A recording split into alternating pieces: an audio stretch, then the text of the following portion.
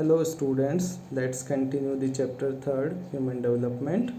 And in the last class we discussed about the different views related with development and factors behind the low level of development in India.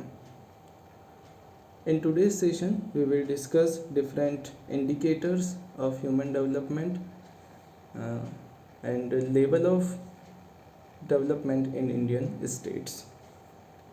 So let's start. सबसे पहली बात जो है वो ये है कि हमारे यहाँ पर ह्यूमन डेवलपमेंट को कैसे मेज़र किया जाता है।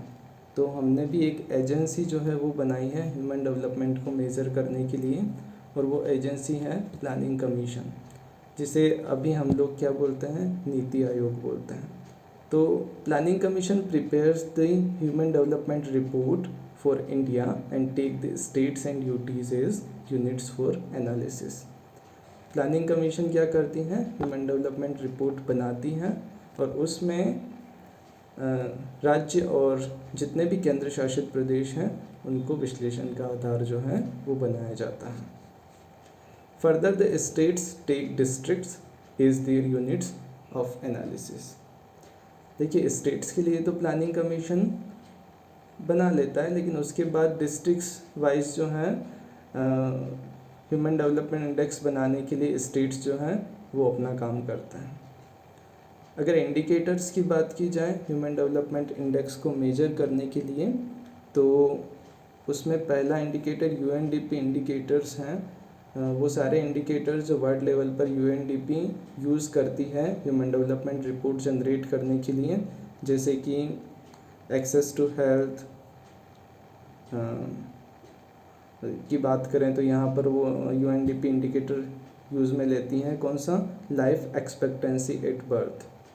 दूसरा नॉलेज का पता लगाने के लिए कि नॉलेज का लेवल क्या है किसी कंट्री का, तो उसके लिए यूएनडीपी यूज़ लेती हैं literacy rate and gross enrolment ratio, कि कितने बच्चे एनरोल्ड हैं और वहाँ की लिटरेसी रेट क्या है।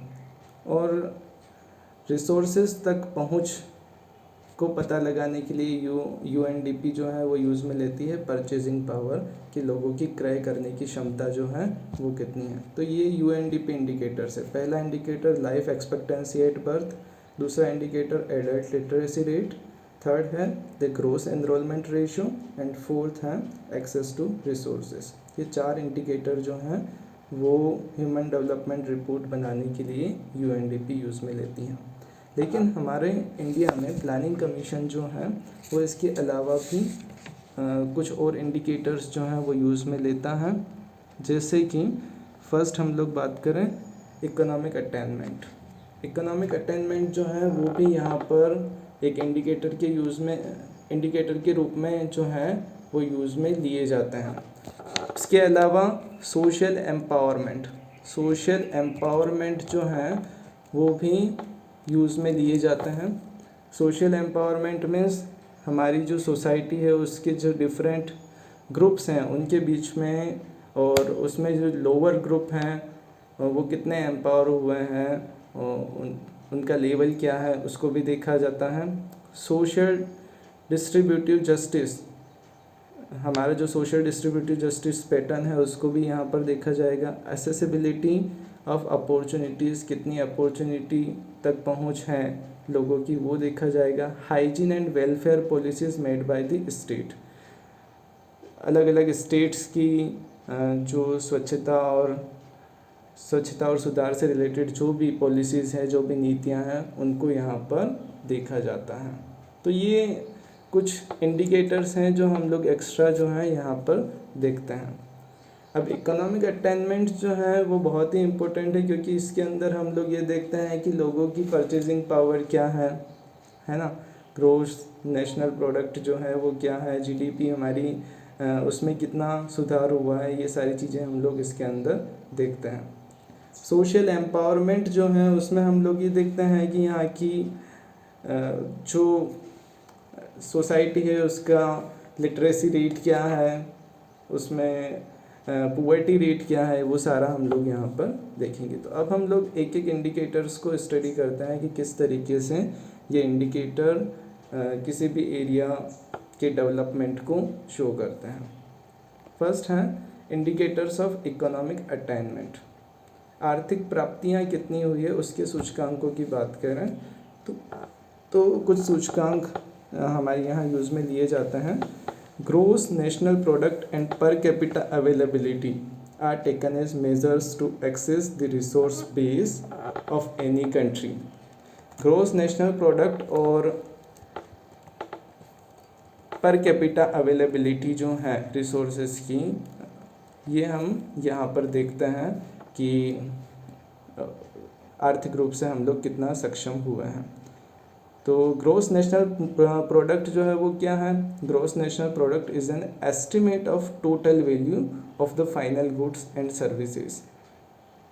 तो जो भी एस्टिमेटेड टोटल वैल्यू है हमारे प्रोडक्ट्स की, वो क्या हो जाएगी? ग्रोस नेशनल प्रोडक्ट हो जाएगा। और यदि उनकी बात करें हम लोग तो on the one side GDP, gross domestic product at current price 3,200,000 crore and its per capita income 28,813 are showing an impressive development in India in terms of resource base। हमारी पर कैपिटा इनकम में भी सुधार हुआ है। 28,813 रुपये हमारी पर कैपिटा इनकम है। और जीडीपी जो है वो भी हमारी एक अच्छी इकोनॉमिक स्टेटस को शो करती है। 3,200,000 करोड़ रुपए जो हैं वो हमारी जीडीपी है करंट प्राइसेस पर। तो ये दोनों जो हैं ये शो करते हैं कि हमने डेवलपमेंट जो है वो किया है। लेकिन इसका दूसरा पक्ष भी है। But on the other side the existence of poverty deprivations, जो पुअर्टी का लेवल है उसकी बात करें, माल न्यूट्रिशन, कुपोषण की समस्या है, illiteracy, different prejudices like caste, religion, gender discrimination are showing a different phase of economic achievement। हम लोग ये कह सकते हैं कि इकोनॉमिक अचीवमेंट भी केवल कुछ समूहों तक ही पहुंचा है। हमारी इंडिया की मैक्सिमम पॉपुलेशन जो है वो अभी भी बहुत ज़्यादा अच्छे इकोनॉमिकली स्टेटस में नहीं पहुंच पाई है।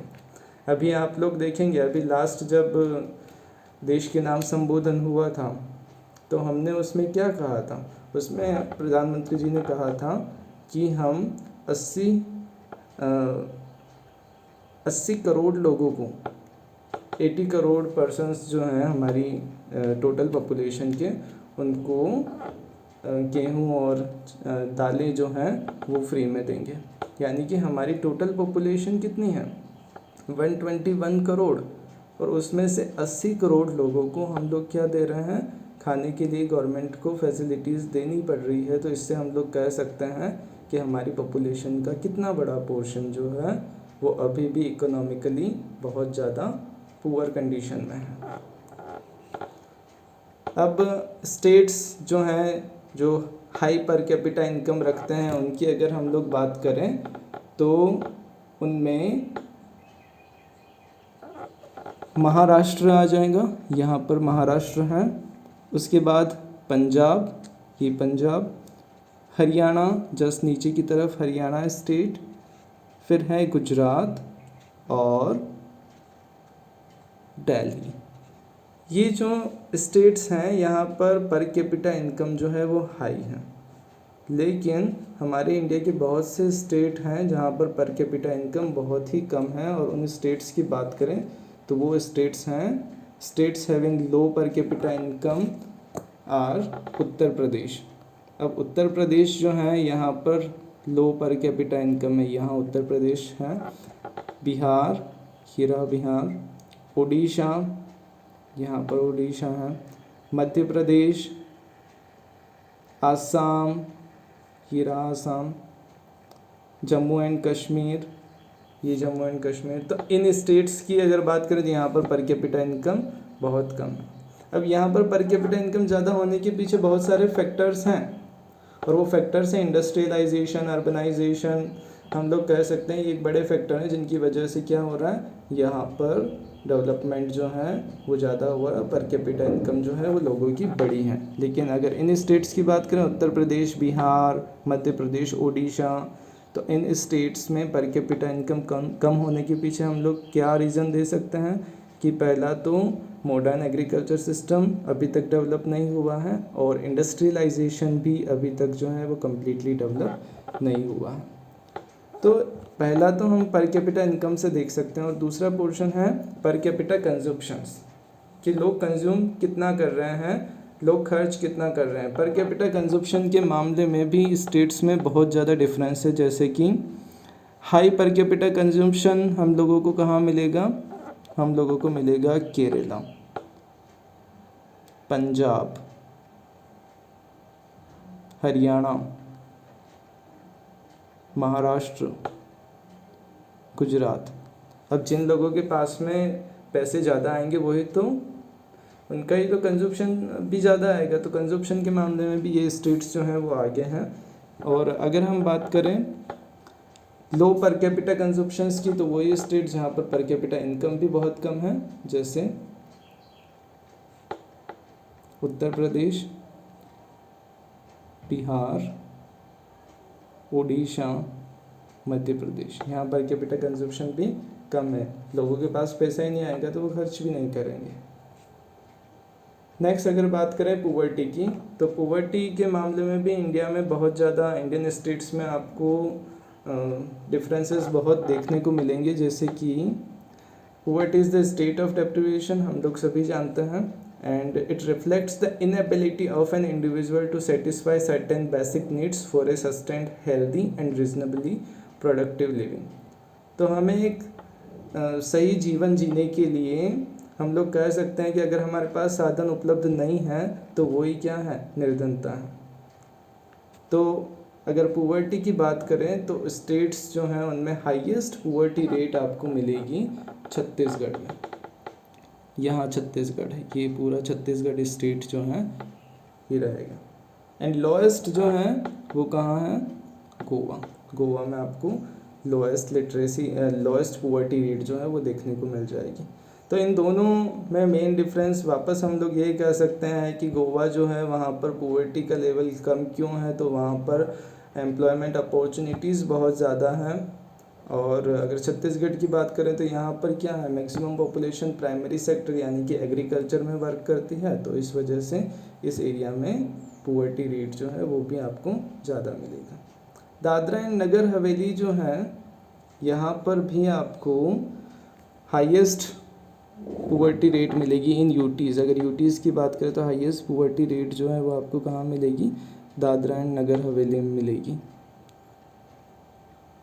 यहाँ पर मिलेंगे दादरा एंड नगर हवेली।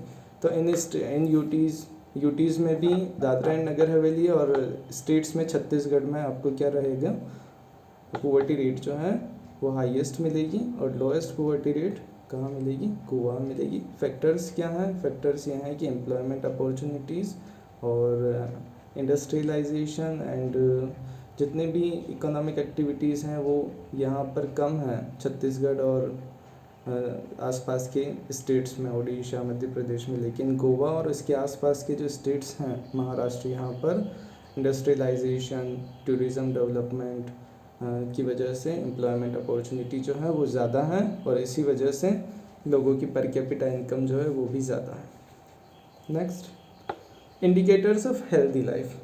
अब हमें हेल्दी लाइफ जो है, एक स्वस्थ जीवन जो है, उसके बारे में जानकारी लेनी है कि किसको हम लोग कह सकते हैं कि वो हेल्दी लाइफ जी रहा है, या फिर उस एरिया में आपको स्वास्थ्य सुविधाएं अच्छी मिल रही है। तो उसके लिए कुछ इंडिकेटर्स हैं, और वो इंडिकेटर्स ये हैं।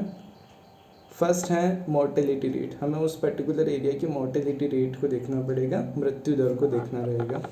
सेकंड है एवरेज लाइफ एक्सपेक्टेंसी रेट, कि वहाँ पर लोगों का जो जीवन है, जीवन जीना कब तक वो जो है, उनकी लाइफ एक्सपेक्टेंसी कितनी है वो हमें यहाँ पर देखनी है।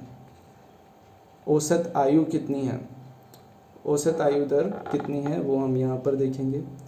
जन्म दर को as a health indicator include करेंगे एंड सेक्स रेशियो, लिंगानुपात भी एक हेल्दी लाइफ का इंडिकेटर है। तो इन चारों इंडिकेटर्स को हम इंडियन रेफरेंस में अगर बात करें तो हमने क्या क्या सुधार किया है वो हमें समझ आएगा। देखिए डेथ रेट 1951 में 25.1 पर थाउजेंड थी।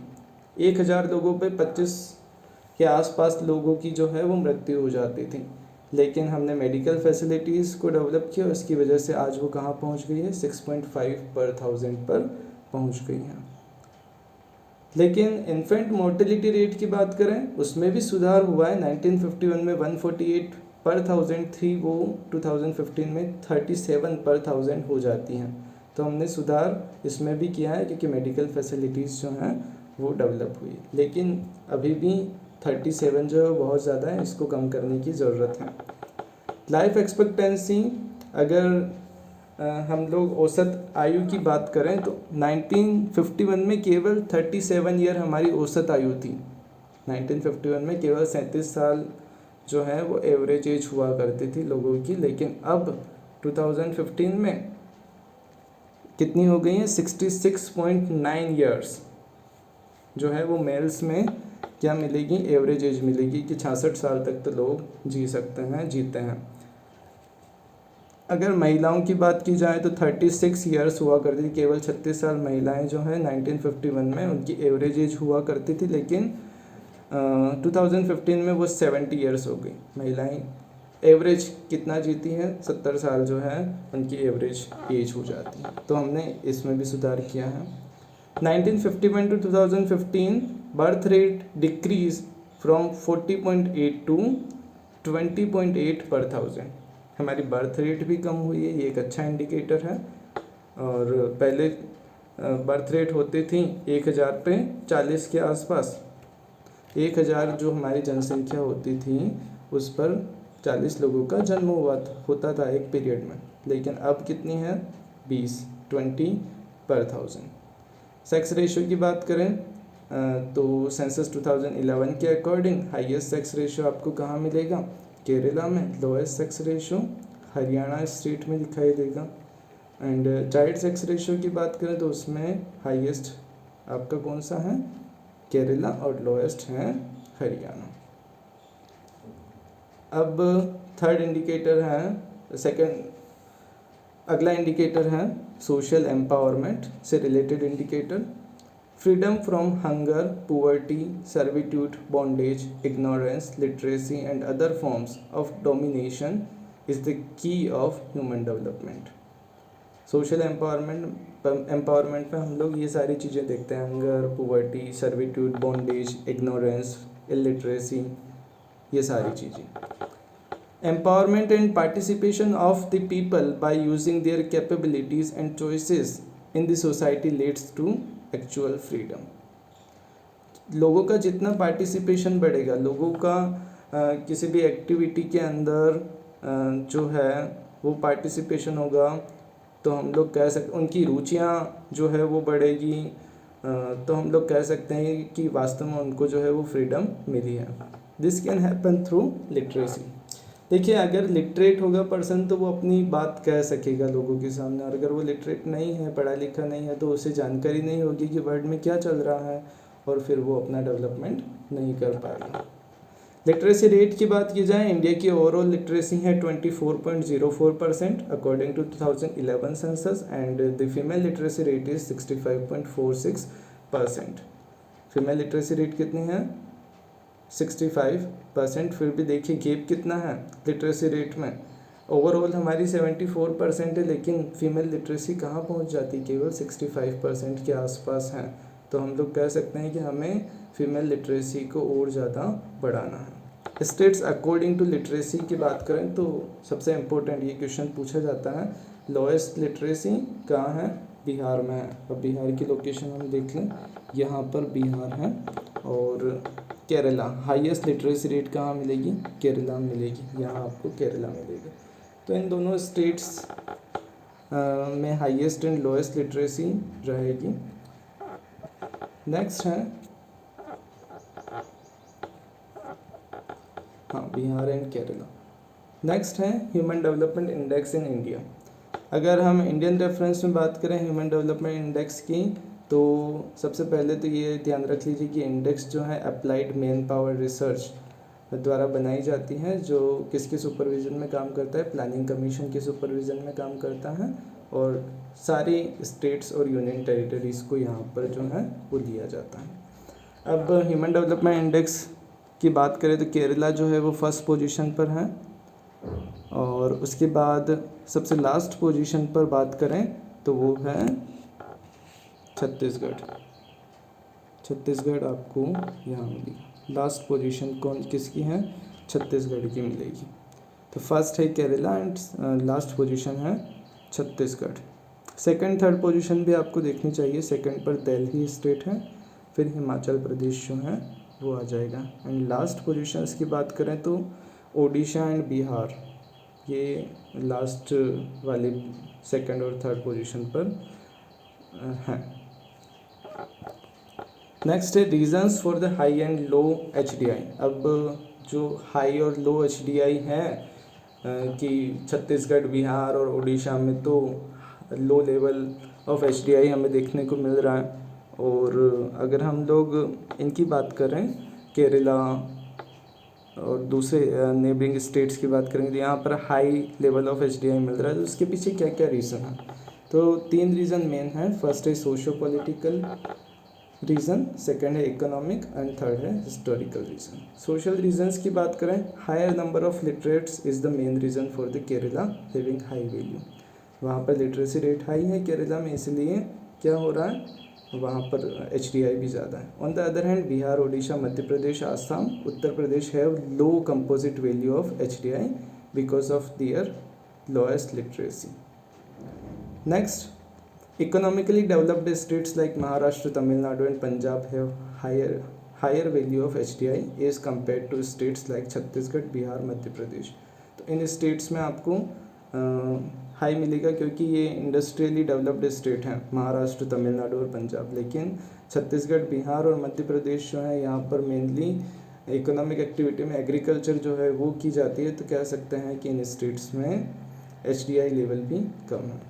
हिस्टोरिकल फैक्टर्स की बात करें, regional distortions and social disparities which develop during the colonial period continue to play an important role in the Indian economy. देखिए, जब अंग्रेज आए थे और जब हमारा कॉलोनियल पीरियड था तो उन्होंने भी केवल कुछ नोट्स को ही डेवलप किया था, जैसे कि मुंबई, कोलकाता, दिल्ली, इन स्टेट्स में इन नोट्स पर ही उन्होंने ज़्यादा इकोनॉमिक एक्टिविटीज़ करी थी।